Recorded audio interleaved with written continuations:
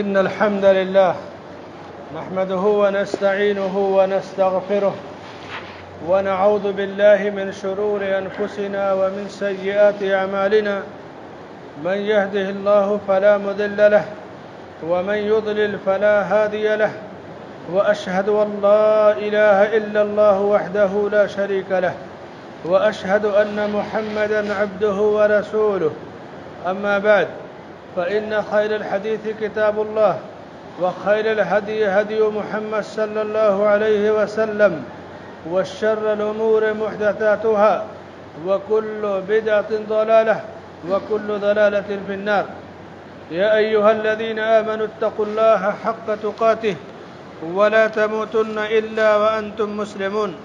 يا أيها الناس اتقوا ربكم الذي خلقكم من نفس واحدة وخلق منها زوجها وبث منهما رجالا كثيرا ونساء، واتقوا الله الذي تساءلون به والأرحام، إن الله كان عليكم رقيبا.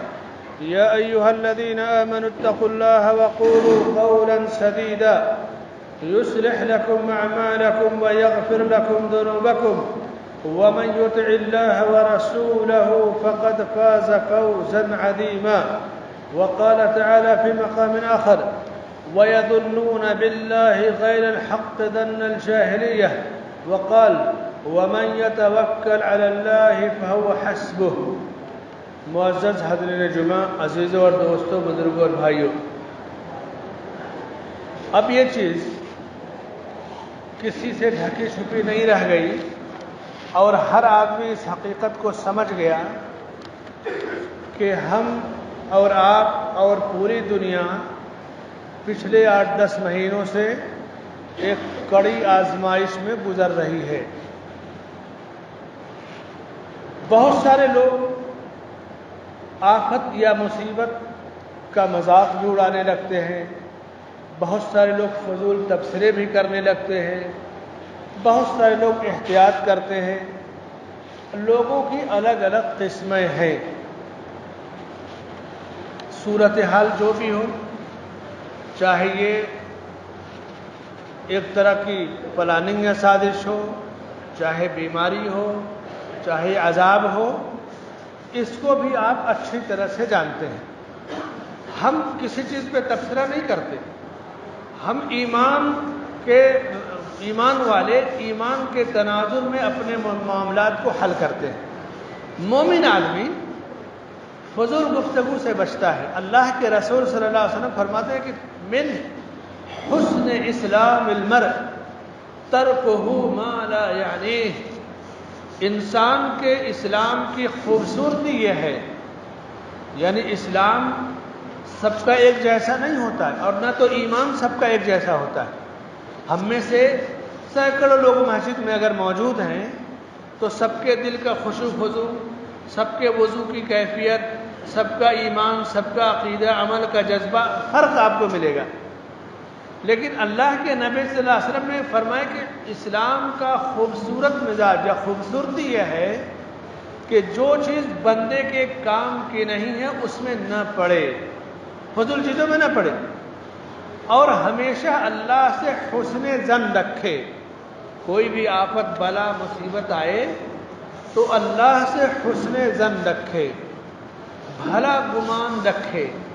اللہ کے رسول صلی اللہ علیہ وسلم فرماتے ہیں: عجبا لامر المؤمن. مومن کا معاملہ بڑا عجیب، بڑا نرالا ہوتا ہے. وامرہ کلہ خیر. مومن کا ہر معاملہ خیر اور بھلائی سے جڑا ہوتا ہے. اور یہ خوبصورتی اور یہ اعزاز صرف ایمان والے کو دیا جاتا ہے. ان اصابتہ السراء شکر. جب مومن بندے کو خوشخبری پہنچتی ہے، کوئی خوش ہونے والی چیز پہنچتی ہے، تو ایمان کا تقاضا یہ ہے کہ اللہ کا شکریہ ادا کیا جائے. ایمان جب جتنا مضبوط ہوگا اتنا نعمتوں کا بندہ شکریہ ادا کرے گا. جتنا ایمان کمزور ہوگا اتنا ناشکری بڑھتی جائے گی. شکر گزاری اور ناشکری کا پیمانہ یہی ہے. ایمان جس کا جس درجے کا ہے بڑی بڑی نعمتیں دولتیں مومن کو ملیں، ایمان والا ہے تو اللہ کا شکریہ ادا کرے گا۔ ایمان جیسے جیسے کمزور ہے ناشکری اور فضول چیزوں میں پڑ جائے گا۔ فرمائے کہ ان اصابت ہو السراء شکر، مومن بندے کو جب کوئی خوشخبری پہنچتی ہے، کامیابی پہنچتی ہے تو اپنے رب کا شکریہ ادا کرتا ہے۔ وَإِنْ أَصَابَتْهُ ضَرَّاء صبر، اور جب کوئی تکلیف، کوئی آفت، کوئی مصیبت یا نقصان پہنچتا ہے تو صبر کرتا ہے۔ دو ہی چیزیں زندگی میں ہیں انسان کی، ایک ہے شکر، ایک ہے صبر۔ اگر خوشحالی ہے، صحت کی خوشحالی ہے، مال کی ہے، اولاد کی ہے، برکت ہے، ہر طرح سے آدمی خوشحال ہے تو شکریہ ادا کرتا ہے۔ پریشان ہے تو وہ صبر کرتا ہے۔ تو صبر اور شکر کے بغیر ایمان کی لذت نہیں مل پاتی۔ اور جتنا زیادہ بندہ صابر اور شاکر رہے گا اتنا ہی اللہ کے انعام سے قریب رہے گا۔ فرمایا کہ لئن شکرتم لازیدنکم ولئن کفرتم ان عذابی لشدید، اگر تم میری نعمتوں کا شکریہ ادا کرو گے تو نعمتیں بڑھا دوں گا، اور ناشکری کرو گے تو میرا عذاب بڑا سخت ہے۔ تو یہ ایمان کی کیفیت ہوتی ہے۔ اب اس وقت جو پوری دنیا میں جیسے ہمارے کاروبار بند کر دیے گئے، مسجدوں کے دروازے بند کر دیے گئے، ہمارے کھانے پینے سونے اٹھنے کی جو روٹین یہ بدل دی گئی، ہمارے بچوں کے اسکول، تعلیم، یعنی پوری زندگی کا جو سیٹ اپ تھا سب بکھر گیا، ساری چیزیں بکھر گئی، پورا پلان بکھر گیا۔ آدمی کیا سے کیا پلان بناتا ہے، سارا پورا سیٹ اپ ختم ہو گیا۔ ایسی صورت میں ایک تو وہ لوگ ہیں جو تبصرے کریں گے، جس کو ڈیبیٹ کہتے ہیں موجودہ میڈیا میں، فضول چیزیں، یار پھالتو جو سمجھ میں آئے گا اپنے دماغ سے آدمی بکتے جائے گا، اس کا کوئی فائدہ نہیں ہے۔ دوسری کامیاب صورت کہ بندہ اس چیز کو آخرت کے تناظر میں دیکھے کہ مجھے کس نے پیدا کیا، کل خوشحالی کس نے دی، آج مصیبت میں کس نے ڈالا، میرا وہی رب ہے اور دوسرا کوئی رب نہیں ہے۔ اور ہمیشہ بندہ اپنے رب سے حسن ظن رکھے کہ میرا رب مجھے رسوا نہیں کرے گا۔ اللہ کے نبی صلی اللہ علیہ وسلم فرماتے ہیں، حدیث قدسی ہے کہ انا عند ظن عبدی بی، میں اپنے بندے کے ساتھ اس کے گمان کے مطابق ہوتا ہوں۔ میرا بندہ میرے بارے میں جیسا گمان کرتا ہے ویسا ہی میں اس کے ساتھ ہوتا ہوں۔ اس لیے میرے بندے کا معاملہ کیا ہے، ان ظن لی خیرا فلہ، اگر میرے ساتھ اچھا گمان کرتا ہے تو اسے اچھائی مل جاتی ہے، برا گمان کرتا ہے تو برائی مل جاتی ہے۔ اسی لیے حدیث قدسی میں اللہ کے نبی صلی اللہ علیہ وسلم فرماتے ہیں کہ اللہ تعالیٰ فرماتا ہے کہ میرا بندہ میرے ساتھ جیسا گمان کرتا ہے میں ویسا ہی اس کے ساتھ ہو جاتا ہوں۔ اگر وہ مجھے اپنے دل میں یاد کرتا ہے تو میں اسے اپنے دل میں یاد کرتا ہوں، اگر وہ مجھے بھری محفل میں یاد کرتا ہے تو میں اس سے بڑی اور بھلی اور اچھی محفل میں یاد کرتا ہوں، اگر میری طرف ایک بالش چل کر آتا ہے تو میں ایک ہاتھ اس کی طرف چل کر جاتا ہوں، اگر ایک ہاتھ میری طرف چل کر آتا ہے تو میں اس کی طرف دوڑ کر کے آتا ہوں۔ اور یہ بھی فرمایا لیس کمثلہ شیء وہو السمیع العلیم، اللہ کی طرح کوئی چیز نہیں ہے، وہ سننے اور جاننے والا ہے۔ یعنی اللہ نے جن صفات کا اپنے لیے ذکر کیا اس پر ہمیں صرف ایمان رکھنا ہے کہ اللہ ایک ہاتھ چل کے آئے گا، ایک بالش چل کے آئے گا، دوڑ کے آئے گا، کیسے دوڑے گا، کیسے چلے گا، اس کی کیفیت اللہ کے سوا کوئی نہیں جانتا۔ اس کو کہتے ہیں توحید اسماء اور صفات۔ اس کی تعویل یا تفسیر نہیں بیان کی جائے گی، علم غیب کا ایک حصہ ہے، لیکن اس پر ایمان رکھا جائے گا۔ بندے کے بارے میں اللہ کے نبی صلی اللہ علیہ وسلم فرماتے ہیں کہ لا یموتن احد منکم الا وهو یحسن الظن باللہ، تم میں سے کسی کی بھی موت آئے تو اس حال میں آئے کہ اللہ کے ساتھ اچھا گمان رکھے۔ اسی لیے اللہ نے جس طرح صبر اور شکر دونوں نعمتیں مومن کو دی ہیں، خوشحالی میں شکر ادا کرنا جس سے نعمتیں بڑھا دی جاتی ہیں، مصیبتوں پہ صبر کرنا، اور صبر کے بارے میں کہا کہ ان اللہ مع الصابرین، اللہ صبر کرنے والے بندوں کے ساتھ ہے۔ انما یوفی الصابرون اجرهم بغیر حساب، اللہ کے ہاں کے صبر کرنے والوں کو بلا حساب بدلہ دیا جاتا ہے۔ تو دو چیزیں صبر اور شکر، اور مزید دو چیزیں اللہ نیک بندوں کو دیتا ہے، وہ کیا ہے؟ ہر قسم کے خوف اور رنج سے آزادی۔ یعنی آدمی جب اپنے ماضی کے بارے میں سوچتا ہے 10-20 سال پہلے، اور اپنے سامنے کے ساتھیوں کو دیکھتا ہے جو بڑی تیزی سے ترقی کر گئے، تو اپنے اوپر افسوس کرتا ہے، میں نے ایسا کیا ہوتا تو یہ ہو گیا ہوتا، میں نے وقت ضائع کر دیا۔ تو رنج گزرے ہوئے وقت کی بربادی پر ہوتا ہے۔ خوف کہاں ہوتا ہے؟ کوئی نیا کام کریں تو ہاتھ ڈالنا ہے تو آپ ڈریں گے، پتہ نہیں نفع ہوگا نقصان ہوگا، یہ کام کروں پتہ نہیں کامیابی ملے گی۔ تو خوف کا تعلق مستقبل سے ہوتا ہے، رنج کا تعلق ماضی سے ہوتا ہے۔ اللہ نے اپنے نیک بندوں کو ہر قسم کے رنج اور خوف سے آزاد کر دیا۔ الا ان اولیاء اللہ لا خوف علیہم ولا هم يحزنون، اللہ کے جو ولی اور دوست ہوتے ہیں ان کو کسی طرح کا خوف اور رنج نہیں ہوتا۔ اب اللہ کے ولی کا یہ مطلب نہیں ہے کہ اس کا کوئی مخصوص لباس ہو، کسی طرح کا مجاور ہو، پیر ہو۔ ولی ہونے کے لیے سب ضروری چیز نہیں ہے۔ ولی کون ہو سکتا ہے؟ اللہ نے خود اس کی تفسیر کی، تعبیر کی اور تشریح کی، ان اولیاءہ الا المتقون۔ اللہ نے ولی کی تعریف بیان کی کہ اللہ کے اولیاء تقوی والے ہیں، جو جتنا زیادہ اللہ سے ڈرنے والا ہے، جو جتنا بڑا متقی ہے، وہ اللہ کا اتنا ہی قریبی دوست ہے۔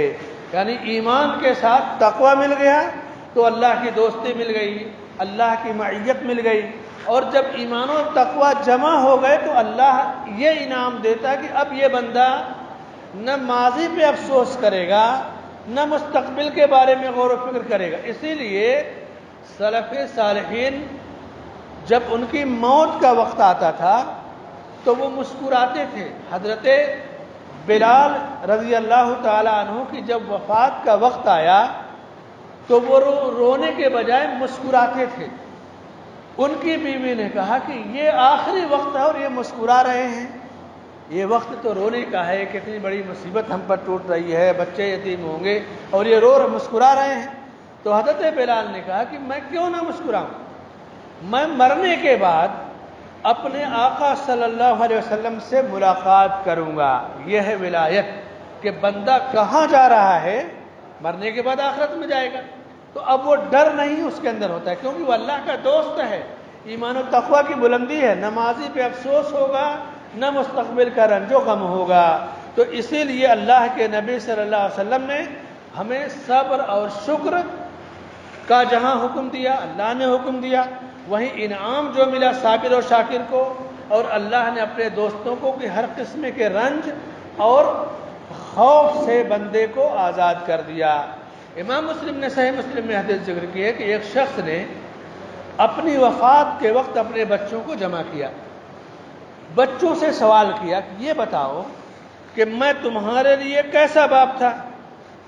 بچوں نے کہا بہت اچھے باپ تھے، آپ نے ہمارے لیے یہ پراپرٹی بنایا، یہ جائیداد بنا، یہ کیا وہ کیا، بہت مناسب تھے۔ تو اس کے والد نے کہا کہ دیکھو لیکن مجھے اپنے گناہوں کا خوف محسوس ہو رہا ہے کہ اگر میرا حساب ہوگا تو میں تو پھنس جاؤں گا، میں اپنے رب سے کیسے ملوں گا؟ ایسا کرو جب میں مر جاؤں تو مجھے دفن مت کرنا، مجھے جلا دینا، میری لاش کو، راکھ کو مختلف جگہوں پہ بکھیر دینا، پھیلا دینا۔ بچوں نے ایسا ہی کیا، مرنے کے بعد جلا دیا اور راکھ کو بکھیر دیا۔ اللہ کا معاملہ یہ ہے کہ انما امرہ اذا اراد شیئا ان یقول له کن فیکون۔ اس کا معاملہ یہ کہ جب کوئی کام کرنا چاہتا ہے تو کہتا ہو جا تو وہ چیز ہو جاتی ہے، حکم دیا اور وہ پھر کھڑا ہو گیا۔ پوچھا اللہ نے اس سے میرے بندے تم نے ایسا کیوں کیا؟ کہا میرے رب تجھ سے ڈر کی وجہ سے، گناہوں کے خوف کی وجہ سے۔ تو بندہ جب اللہ سے ڈرتا ہے، اللہ کا صرف خوف کھاتا ہے تو اللہ اسے انعام دیتا ہے، اور اللہ نے اس کے سارے گناہوں کو معاف کر دیا۔ تو مایوسی کفر ہے، چاہے روزی روٹی کی مایوسی ہو، عبادت کی مایوسی ہو، نمازوں کی مایوسی ہو، تعلیم سے دوری کی، کڑے حالات ہیں۔ پوری دنیا میں حرمین شریفین کے دروازے بند ہیں، کعبۃ اللہ کا طواف بند ہوا، مسجدیں بند ہوئیں، تعلیم بند ہوئی، دکانیں بند ہوئی، کاروبار بند ہوئے، کھانے پینے کے مسائل پیدا ہوئے، لیکن اس کے باوجود جب کوئی مصیبت آئے تو آدمی بڑی مصیبت کو یاد کرے۔ وَأَيُّوبَ إِذْ نَادَى رَبَّهُ أَنِّي مَسَّنِيَ الضُّرُّ وَأَنْتَ أَرْحَمُ الرَّاحِمِينَ۔ ایوب علیہ السلام نے جب اپنے رب کو پکارا کہ میرے رب مجھے تکلیف پہنچ رہی ہے، تو ارحم الراحمین ہے، تو اللہ نے ان کی دعا قبول کی اور مصیبت سے نجات دیا۔ مفسرین نے لکھا کہ 18 سال تک ایوب علیہ السلام بستر مرض پر تھے، 18 سال تک بیمار تھے، صبر کیا، اللہ نے دعا قبول کی ان کی اور شفا عطا کیا اور کامیابی عطا کی۔ اس لیے بڑی مصیبت کو یاد کریں گے، چھوٹی مصیبت ہلکی نظر آئے گی، اور اللہ ہر چیز پر قادر ہے، اللہ تعالیٰ نوازنے والا ہے۔ انسان رب سے اپنے تعلق کو مضبوط رکھے۔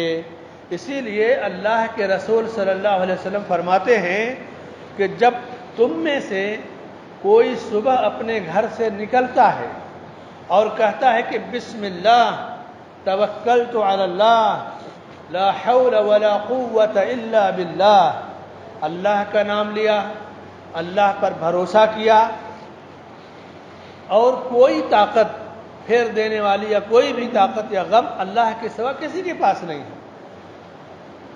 3 جملہ کہا بندہ نے، بسم اللہ توکلت علی اللہ لا حول ولا قوت الا باللہ العلی العظیم۔ 3 چیزیں پڑھی، اللہ کی طرف سے اسے 4 انعامات ملتے ہیں۔ اللہ کے نبی صلی اللہ علیہ وسلم فرماتے ہیں کہ اس سے کہا جائے گا ہدیت ووقیت وکفیت وتنحى عنہ الشیطان، جا تیری رہنمائی کی گئی، تجھے بچا لیا گیا، تیری حفاظت کی گئی اور شیطان اس سے دور بھاگ جاتا ہے۔ تو صبح و شام کی جو دعائیں ہیں ان کا ہمیں اہتمام کرنا چاہیے۔ من صلی الفجر فی جماعہ فہو فی ذمۃ اللہ، اللہ کے نبی صلی اللہ علیہ وسلم فرماتے ہیں کہ جس نے فجر کی نماز جماعت سے پڑھ لی تو اس دن وہ اللہ کے ذمے ہو جاتا ہے۔ تو اب اللہ حفاظت کر رہا ہے، اللہ بچا رہا ہے، شیطان دور بھگ رہا ہے، اللہ اس کی ذمہ داری لے رہا ہے، تو ظاہر سی بات ہے کہ اس سے بڑا فضل کیا ہوگا۔ بیماری یا مصیبت میں اللہ کا فضل اور عافیت تلاش کرنی چاہیے، اللہ سے ہمیشہ عافیت طلب کرنا چاہیے کہ اللہم انی اسألک العفو والعافیہ، اے اللہ تجھ سے میں عفو یعنی معافی اور عافیت طلب کرتا ہوں، میرے گناہوں کو معاف کر دے اور اپنی جانب سے امن و امان اور عافیت عطا فرما۔ دونوں سجدے کے بیچ ہم جو دعا پڑھتے ہیں اللہم اغفر لی وارحمنی وعافنی واہدنی وارزقنی، بڑی جامع اور پیاری دعا کہ اللہ مجھ پر رحم فرما، مجھے عافیت دے، مجھے ہدایت دے اور مجھے روزی عطا فرما۔ میرے بھائی اور دوستو، حالات آپ کے سامنے ہیں، لیکن اللہ کی رحمتوں کا دروازہ کھلا ہوا ہے، توبہ کا دروازہ کھلا ہوا ہے، اللہ کے خزانے میں کبھی کوئی کمی نہیں رہی۔ وَلِلَّهِ خَزَائِنُ السَّمَاوَاتِ وَالْأَرْضِ، آسمان و زمین کی خزانے اللہ کے پاس ہیں۔ اللہ کے نبی صلی اللہ علیہ وسلم فرماتے ہیں کہ دنیا میں ہر انسان جو جتنا مانگتا ہے اگر پا جائے اپنی مرضی کے مطابق تو اللہ کے خزانوں سے اتنی ہی کمی ہوگی جتنا سمندر کے اندر سوئی ڈبائی اور نکالیں گے تو کتنا پانی اس میں لگے گا، سمندر کے پانی میں سے کمی ہوگی نہیں ہوگی۔ تو اسی طرح جتنا بندہ جو چاہے مانگے پا جائے، اللہ کے خزانے میں سے کمی نہیں ہونے والی ہے۔ ہمیں اللہ سے امن، عافیت، امان طلب کرنا چاہیے۔ اللہ تعالیٰ سے دعا ہے کہ اللہ ہم پر اپنی رحمتیں نازل فرمائے، ہمیں اپنی عافیت میں رکھے اور یہ وبا، یہ بلا، یہ مصیبت، یہ آزمائش ہم سے دور کر دے، ہر قسم کے عذاب کو ہم سے دور کر دے۔ کرونا جیسی بیماری میں جو لوگ فوت ہوئے اللہ تعالیٰ ان کی مغفرت فرمائے، جنت الفردوس میں ان کے درجات بلند فرمائے۔ شیخ عبد المحسن بن حمد العباد حفظہ اللہ مسجد نبوی شریف میں تقریباً 40 سال سے درس دیتے ہیں، مدرس ہیں۔ اس وقت مدینہ کے سب سے بڑے عالم، مفتی مدینہ ہیں، جتنے بھی علماء مدینہ میں ہیں چھوٹے بڑے ان علماء کے ہیڈ اور رئیس ہیں اور مفتی شمار ہوتے ہیں۔ مدینے میں کسی کو فتویٰ چاہیے تو آخری فتویٰ ان کا ہے۔ کرونا کے بیماری کے درمیان ان سے سوال کیا گیا کہ اگر کوئی شخص اس بیماری میں مر جاتا ہے تو کیا وہ شہید ہوگا؟ تو انہوں نے جواب دیا کہ شہید کی کئی قسمیں ہیں، جس میں ایک قسم ہے کہ آدمی اگر پیٹ کی بیماری میں مرتا ہے تو وہ شہید ہوتا ہے۔ تو کرونا جیسا جو وائرس جب پھیپھڑے میں جاتا ہے، پیٹ میں جاتا ہے تو آدمی مر جاتا ہے، کہا اس کی روشنی میں ہمیں اللہ کی ذات سے امید ہے کہ اس بیماری میں مرنے والا شہادت کی موت پائے گا۔ اللہ سے دعا ہے کہ اللہ ہمارے جو لوگ فوت ہوئے ان کی مغفرت فرمائے، جو زندہ ہیں ان پہ اپنی رحمتیں نازل فرمائے، جن کے مسائل ہیں ان کے مسائل کو حل فرمائے، آمین۔ بارک اللہ لی ولکم فی القرآن والسنہ واستغفر اللہ لی ولکم ولسائر المسلمین من کل ذنب فاستغفروہ انہ هو الغفور الرحیم۔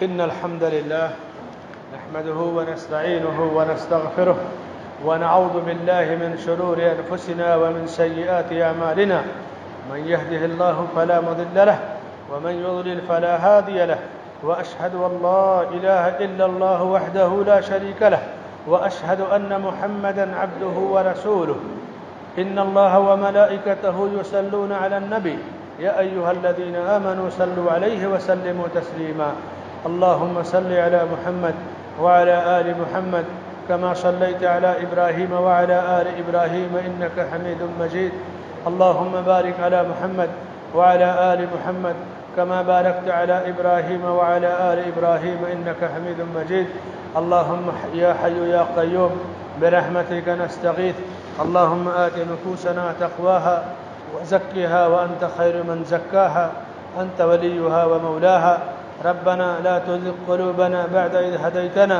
وهب لنا من لدنك رحمة إنك أنت الوهاب، ربنا آتنا في الدنيا حسنة وفي الآخرة حسنة وقنا عذاب النار، سبحان ربك رب العزة عما يصفون وسلام على المرسلين والحمد لله رب العالمين۔